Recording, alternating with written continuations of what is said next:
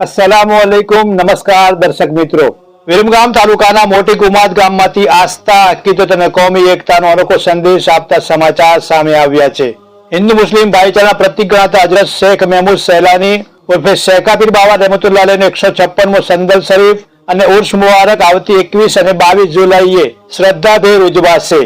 વિરમગામથી આશરે 7 કિલોમીટર દૂર આવેલ મોટી કુમાદ ગામમાં हजरत शेख महमूद सैलानी उर्फे शेखापीर बावननी पवित्र दरगाह वर्षोथी हिंदू मुस्लिम एकता और भाईचाराનું जीवंत प्रतीक बनी रही है। स्थानिक लोकोના જણાવ્યા મુજબ બાબાની દરગાહમાં દરેક ધર્મના લોકો આસ્થા સાથે હાજરી આપે છે અને બાબાને લોકોના દુઃખ દર્દ દૂર કરનાર ડોક્ટર વલી તરીકે પણ શ્રદ્ધાપૂર્વક યાદ કરવામાં આવે છે।